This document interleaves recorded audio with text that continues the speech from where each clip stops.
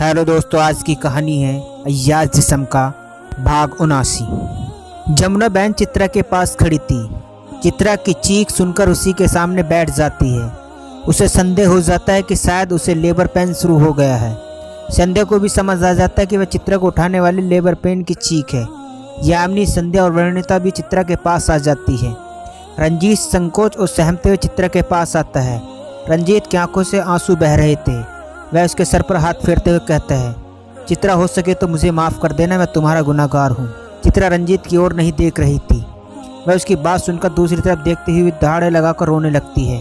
एक तो labour pain का दर्द हो रहा था, दूसरा रंजीत उसके घर आया हुआ था, शायद उसे अपनाने को, और वह उससे माफ़ी मांग रहा है। यह सब देख सुनकर चित्रा का दिल फट पड़ता है। उसका दुख सुनामी की तरह उफान मारने लगता है। उसने पिछले 9 महीने का एक एक क्षण तड़प तड़प के गुजारा है। एक डर और संशय के साथ जिंदगी को जिया है। चित्रा रोते हुए जमुना की ओर देखकर कहती है, जमुना हॉस्पिटल। जमुना चित्रा की चीख से पता लग चुका था कि उसे लेबर पेन आ चुका है।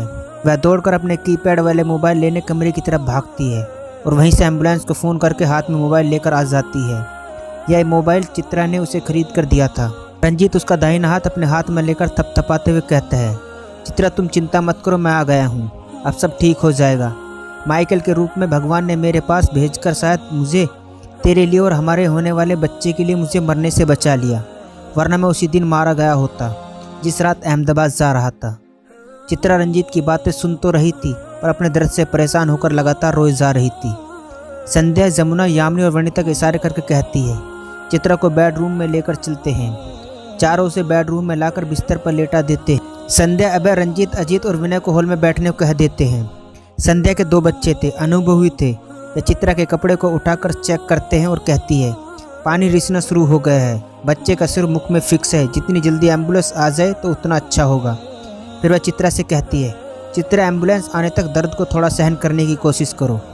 चित्रा गुस्से में कहती है, मैडम, मेरी जान निकली जा रही है और आप कह रही हो सहन करो, कैसे करूँ? जमुना बहन चित्रा के पैरों को दबाते हुए संध्या से बोलती है, हॉस्पिटल यहाँ से 3 किलोमीटर की दूरी पर है, बस एम्बुलेंस आती ही होगी। यमुना चित्रा को सिर को सहला रही थी। वर्णिता चित्रा के लेबर पेन के कारण होने वाले दर्द से चीखने चिल्लाने को, उसकी तड़प को देखते हुए मन ही मन डरने लगती है, क्योंकि उसके साथ भी यह सब 7 महीने के बाद होने वाला था। हॉल में चारों खामोश बैठे हुए थे, सिर्फ एक दूसरे को और इधर उधर देख रहे थे। अबे रंजीत से कहता है, जीजा, मुझे क्षमा कर दीजिए, मैंने आपके बारे में बहुत गलत सोचा था। रंजीत अभय के मुँह से जीजा सब सुनकर चौंकता है, पर उसे गुस्सा नहीं आता। वो मुस्कुराते हुए कहता है, तुम्हारी कोई गलती नहीं है, तुम सही सोच रहे हो, मैं गलत था, मैं सच में गलत था, मेरी सोच गलत थी, पर अब उस रंजीत को मैंने भरूच गुजरात में दफन करके आ गया हूँ। रंजीत अचानक भावुक होकर फिर कहता है, अबे मुझे बचपन में माँ ने छोड़ दिया और अब पिता छोड़कर चले गए, अब जो भी हो मेरे बस तुम लोग ही हो। तभी सायरन बजती हुई एम्बुलेंस की आवाज़ आती है। 1 मिनट बाद एम्बुलेंस घर के सामने आकर खड़ी हो जाती है। चारों महिलाएं चित्रा को बेडरूम से धीरे धीरे चलाते हुए एम्बुलेंस तक लेकर जाती हैं और बैठा देती है। अबे इस बीच ऑनलाइन एक कैब बुक करवा दिया था। कैब भी एम्बुलेंस पहुंचने के 1 मिनट बाद आ जाती है।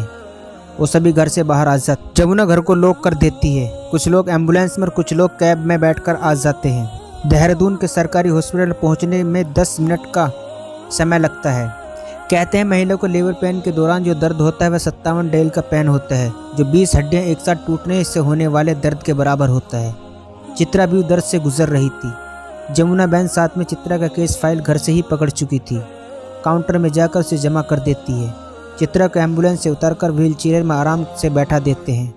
अभय और रंजीत उस व्हील चेयर को एक एक हाथ से पकड़े हुए खड़े थे। जमुना बहन को डॉक्टर लेबर रूम में जाकर चित्रा को एडमिट कराने के लिए लिख देते हैं। जमुना चित्रा का फाइल लेकर चित्रा के पास आ जाती है। जमुना लेबर रूम का रास्ता दिखाते जा रही थी। अभय और रंजीत व्हील चेयर को आराम से पुश करते हुए चल रहे थे। रंजीत का एक हाथ चित्रा के सर पर था। बाकी लोग भी पीछे पीछे आने लगते हैं। रंजीत बार बार उसे आश्वासन देते हुए ला रहा था कि चिंता मत करो, कुछ नहीं होगा, भगवान पर भरोसा करो। चित्रा की हालत ऐसी थी कि वह रंजीत के बारे में सोचने का समय ही नहीं था। वह अपने दर्द से जल्दी निजात पाना चाहती थी। जमुना बहन लेबर रूम के सामने बैठी नर्स का केस फाइल दे देती है।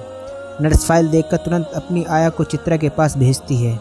आया आकर कहते कि आप सभी लोग वेटिंग हॉल में बैठकर इंतज़ार करो। रंजीत और अभय व्हील चेयर को छोड़ देते हैं।